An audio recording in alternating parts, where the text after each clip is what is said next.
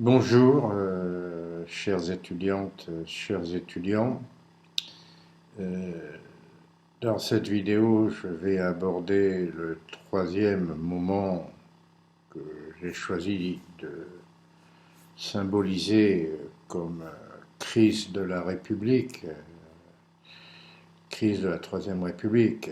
J'aurais pu en évoquer d'autres. Je n'ai pas parlé du scandale de Panama en 1892, mais qui concourt également à l'affaiblissement et au climat de crise pour mettre le focus sur ce que j'ai préféré, à savoir la crise dite anarchiste et ses conséquences, les lois scélérates. À ce propos, je ne voudrais pas qu'il y ait la moindre ambiguïté entre nous. Le très beau discours de Jean Jaurès que j'ai évoqué, j'aurais pu en évoquer d'autres, ce texte magnifique de la Revue Blanche de Léon Blum, que je vous mettrai dans le petit poli que je suis en train de rédiger, ça signifie quoi? Ça signifie qu'il faut défendre la République viscéralement, en toutes circonstances, mais que même en situation abominable, en situation exceptionnelle, il ne faut pas des lois d'exception. Et que par là même, la République dispose d'un arsenal législatif, et ce sera l'objet de la prochaine vidéo à travers l'explicitation des lois de laïcité, mais néanmoins,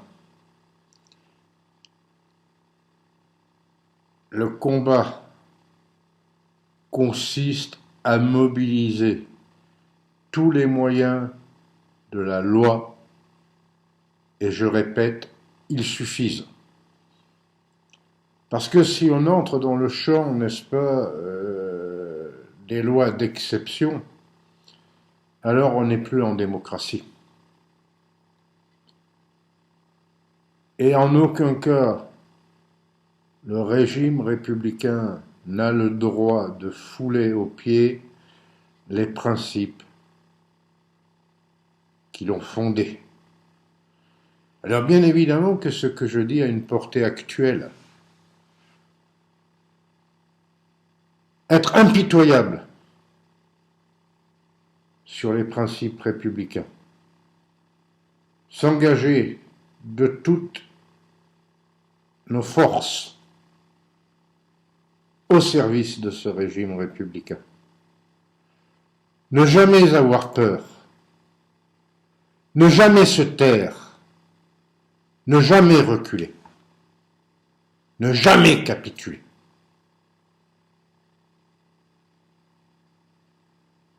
Mais en utilisant la loi, toute la loi, mais rien que la loi.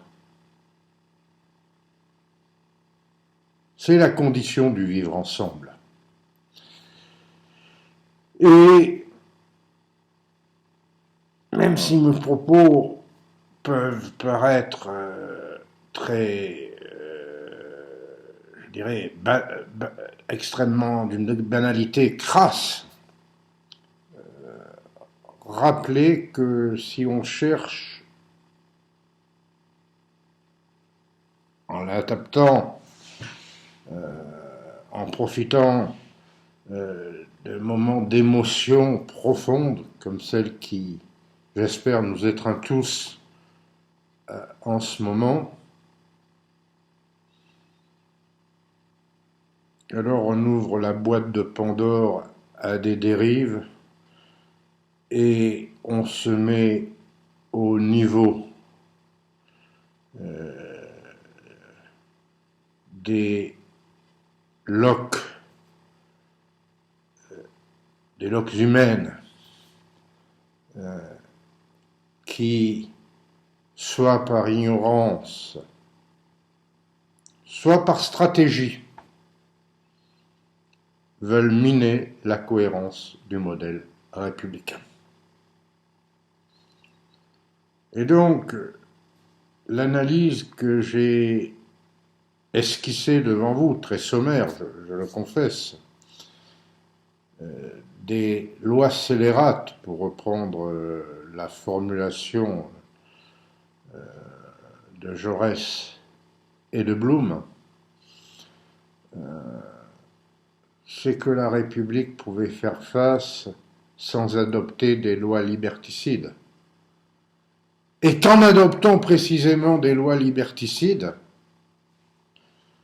en 1893, 1894, je crois vous en avoir donné quelques exemples, la République a en fait ouvert une crise beaucoup plus profonde et qui a été une ligne de partage très importante, puisque par beaucoup d'aspects, 1940 et la France de Vichy seront les conséquences de la persistance d'un fort courant anti-républicain en France. Alors j'en viens au moment Dreyfus. Bien évidemment, je n'ai pas l'intention de décrire cette affaire Dreyfus en tant que telle. Vous avez une multitude d'ouvrages. Je cite évidemment le livre fondamental qui est la monumentale biographie d'Alfred Dreyfus par Vincent Duclerc chez Fayard. J'en cite d'autant plus que Fayard est mon éditeur, donc autant se rendre en service de publicité à soi-même. Non, trêve de plaisanterie. C'est un livre de 1300 pages. Bon, oui. Je vous ai dit que faire de l'histoire, c'était complexifié. Donc, voilà, c'est pas en quelques... Et donc, la gageure que j'ai devant vous, c'est qu'est-ce qu'il faut en retenir ? Qu'est-ce qu'il faut en retenir en quelques minutes ?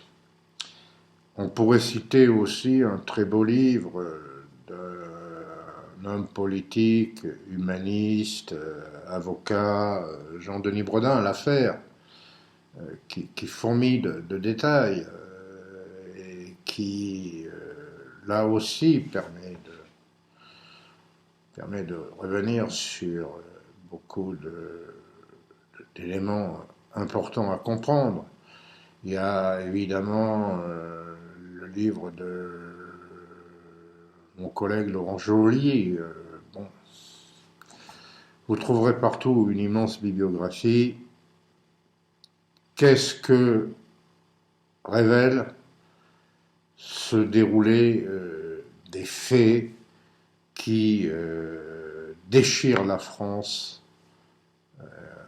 entre 1894 et 1906, ou même, vous me direz, pardonnez dire, jusqu'au 14 juillet 1935, et même après. Pourquoi le 14 juillet 1935 ? Parce que c'est le jour où est enterré au cimetière du Montparnasse le capitaine Alfred Dreyfus. Et dans une forme d'indifférence assez générale, qui tranche avec la virulence de l'affaire elle-même, sauf que ces obsèques prennent place à un moment symbolique, puisque nombre de participants à ces obsèques, fort symboliquement, après, dans la foulée, se rendent à la manifestation où est conclu le serment du Front populaire qui, un an après, l'emportera. Et donc, moi, je vois dans ce symbole de ces obsèques d'Alfred Dreyfus, dans le mouvement qui conduit au grand rassemblement populaire qui va changer considérablement la vie en 1936, et nous y reviendrons.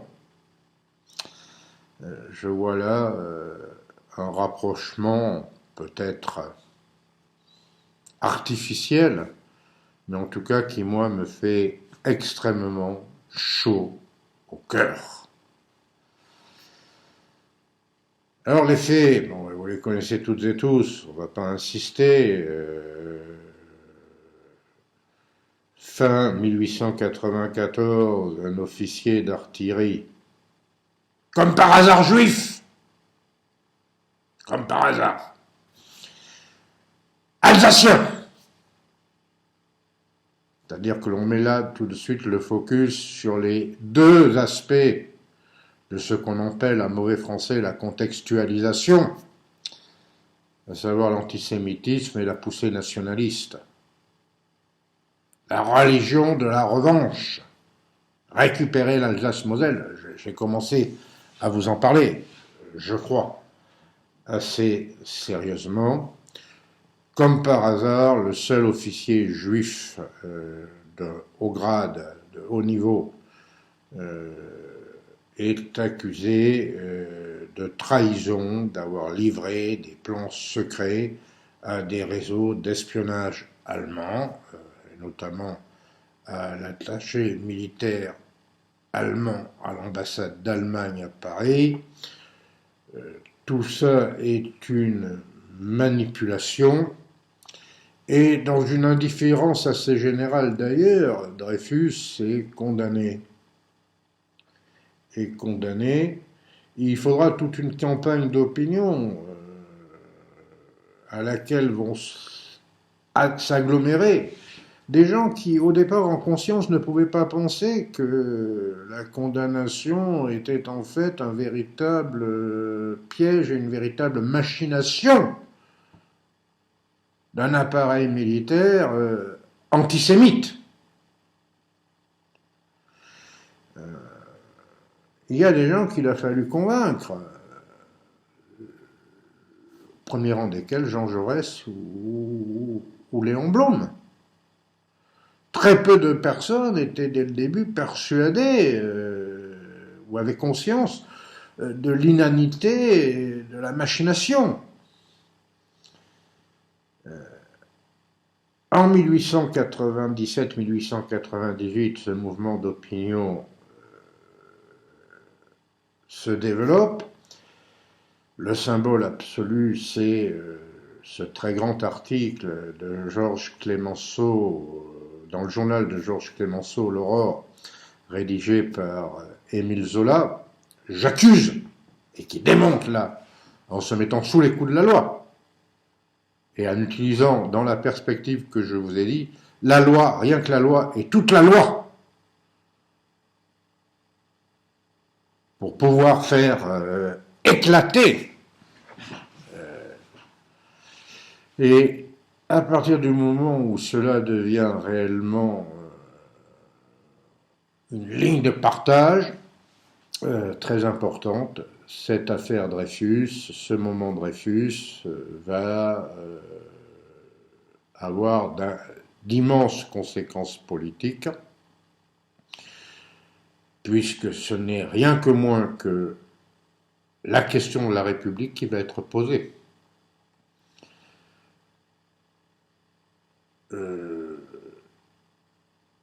Face à cette poussée, l'institution militaire, que l'on peut difficilement attaquer dans le projet de revanche pour récupérer l'Alsace et la Moselle, qui doit faire consensus, vous comprenez, quand on bute à atteindre, récupérer les chères provinces perdues en 1870. L'institution militaire va choisir, comme souvent une cote mal taillée, un nouveau procès, mais comme elle ne peut pas admettre la machination, sans jeter l'opprobre sur son propre fonctionnement, elle va aboutir à un résultat qui est un scandale absolue, à savoir la condamnation de Dreyfus, confirmée, avec des circonstances atténuantes. Excusez-moi. Excusez-moi. Dans une affaire pareille, soit on est coupable, soit on est innocent. Il n'y a pas de circonstances atténuantes. Ça n'existe pas. Les circonstances atténuantes.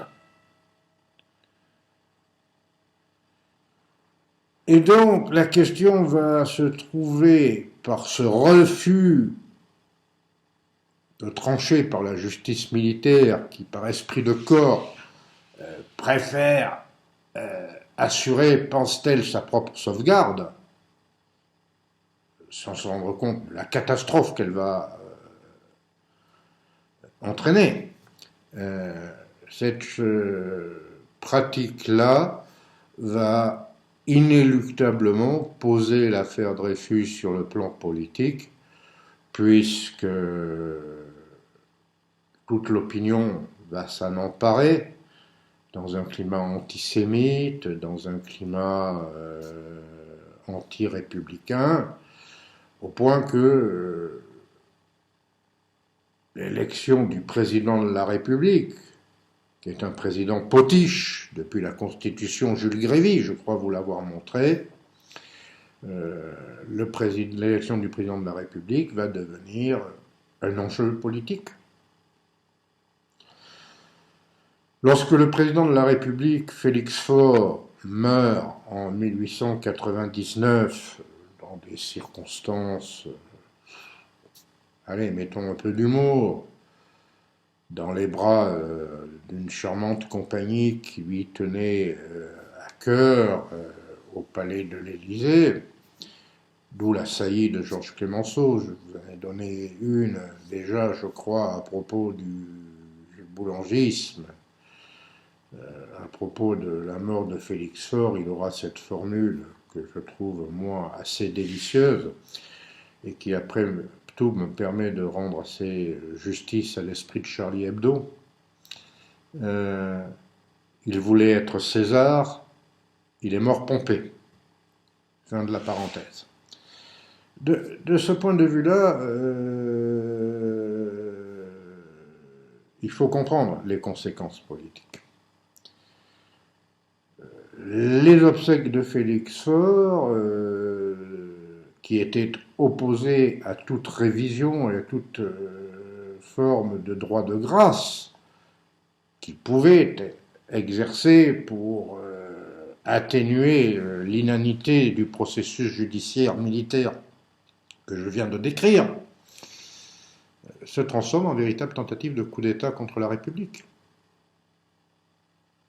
Lorsque, lors de la fête nationale, son successeur, Émile Loubet, est agressé,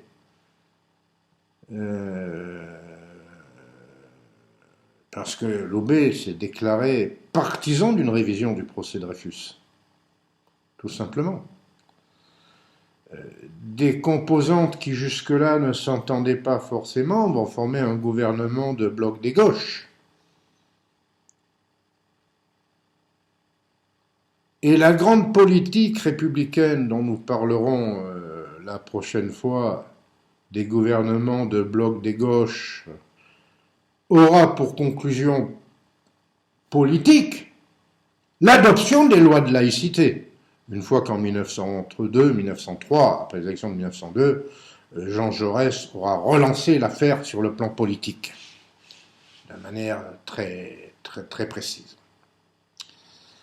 Voilà les enjeux.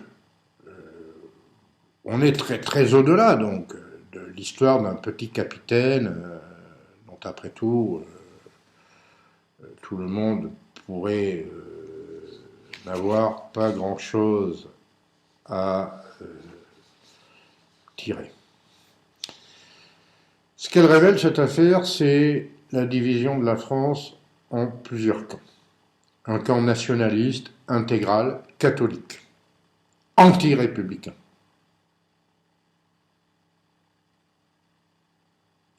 et dont, si la République veut pouvoir continuer à fonctionner sérieusement, elle se doit de le combattre.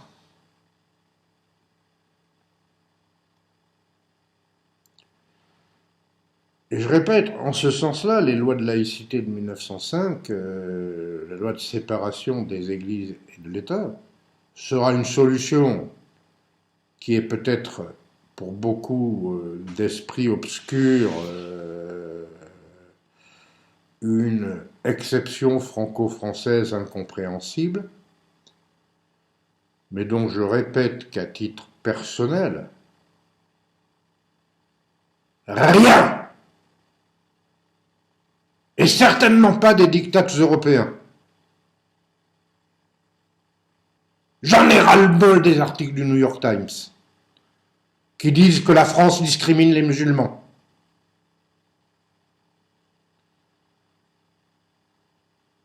Par nature. Je suis contre toute forme de discrimination. Mais je suis aussi contre toute forme de contestation du modèle républicain, et notamment de la loi de laïcité, adoptée comme conséquence politique ultime de l'affaire Dreyfus.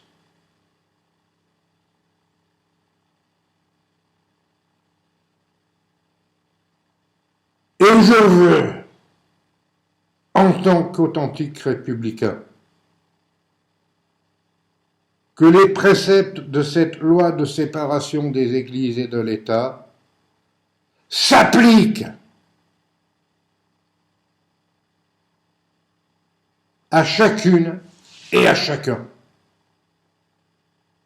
Je ne nie pas les injustices. Je ne nie pas la tentation xénophobe chez certains de nos concitoyens. Je ne nie pas, je sais très bien, j'ai besoin de personne pour avoir compris que dans un contexte économique, social et aujourd'hui, ajouterais-je, sanitaire compliqué, la recherche de boucs émissaires est une solution de facilité. Ne m'insultez pas, j'ai besoin de personne pour l'avoir compris.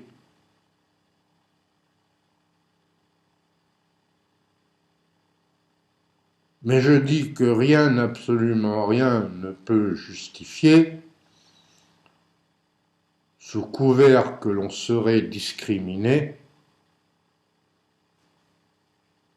n'est-ce pas, de vouloir passer outre et dire que cette loi est une loi liberticide, une loi scélérate pour reprendre.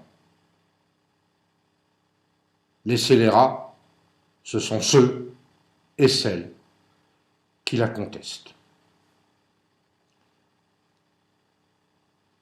Deuxième ligne de partage, j'en suis désolé, mais on va dire encore, ah oui, l'antisémitisme structurel. Puisqu'après tout, c'est quand même le spectacle lamentable de la dégradation de Dreyfus et les cris de mort aux Juifs à Paris, jetés dans la plus grande indifférence. Comme dans certaines manifestations en 2002, et depuis 2002.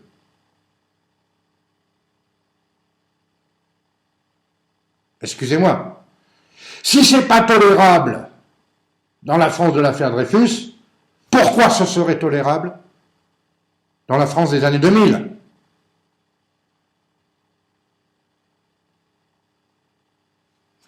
Donc, c'est un journaliste viennois de l'Empire austro-hongrois, Theodor Herzl, qui va commencer à théoriser l'idée que les Juifs ont besoin d'un refuge. Ça s'appelle la naissance du sionisme politique. Je ne dis pas que sans l'affaire Dreyfus, ce mouvement d'opinion n'aurait pas existé. Il y avait eu, avant l'affaire Dreyfus, déjà des réflexions sur la nécessité de créer un État des Juifs. par ceux qui arrivaient à comprendre que juif, ce n'est pas uniquement une religion, mais c'est aussi une nation, notamment dans l'Est européen.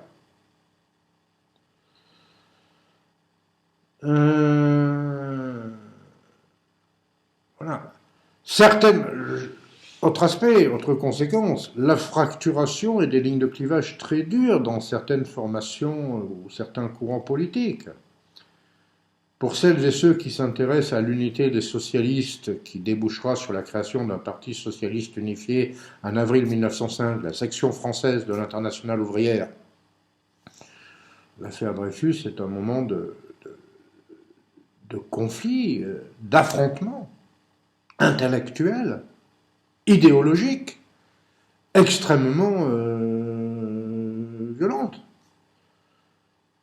Parce qu'après tout, une affaire d'espionnage qui concerne l'appareil militaire qui n'a passé son temps à fusiller le peuple en 1848, en 1871, qui a massacré les grévistes du 1er mai à Fourmi. Comprenez, qu'est-ce qu'on en a à faire de cette armée de guerre civile? Et en face de ça, des gens dans la même mouvance, comme Blum, comme Jaurès, qui disent que lorsqu'une injustice se commet, la liberté ne se divise pas. Et que la raison d'État, même si elle touche à un appareil répressif, n'est pas quelque chose que l'on peut tolérer. Autre conséquence, peut-être plus point de détail, encore que en la circonstance, l'expression point de détail soit peut-être mal choisie, la non-réhabilitation militaire de Dreyfus. Puisque quand il est réhabilité définitivement en 1906, il demande à ce que soit pris en considération, vu ses états de service, ses années de captivité, pour acquérir ce à quoi il aurait dû avoir droit normalement, à savoir un grade de lieutenant-colonel ou de colonel. Et le militaire de haut rang qui est devenu dans le gouvernement Clémenceau en 1906 ministre de la guerre, le colonel Picard, qui a pourtant avec grand courage a tout fait pour faire éclater la vérité au sein de l'appareil militaire, au péril de sa vie. Picard refuse. Et Alfred Dreyfus va démissionner de cette armée, ce qui ne l'empêchera pas de toute façon d'être mobilisé en tant qu'officier de réserve en 1914 et de faire au service de la France toute la Première Guerre mondiale, où là il obtient enfin, par ses actes et sa campagne, ce titre qu'il aurait dû avoir dès 1906, de lieutenant-colonel élevé au rang d'officier de la Légion d'honneur. Voilà, je vais m'arrêter là pour aujourd'hui sur cette analyse.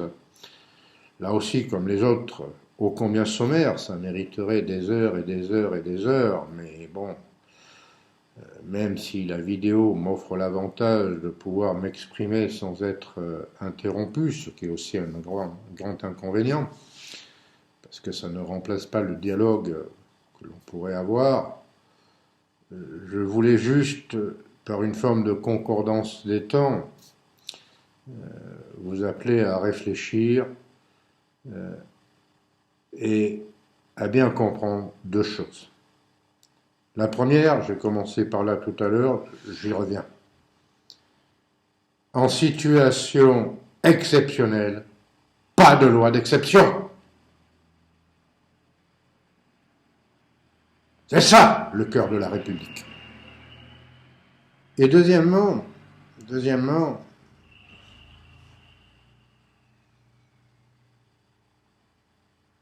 la loi de laïcité, qui apparaît comme la conclusion catharsique de tout ce moment, de toutes ces crises, la séparation des églises et de l'État, j'en parlerai beaucoup plus en détail dans la prochaine vidéo, n'est pas une loi liberticide. Ceux qui menacent la liberté, ce sont ceux qui ne veulent pas l'appliquer. Et je répète, il suffit de l'appliquer. Sans lâcheté.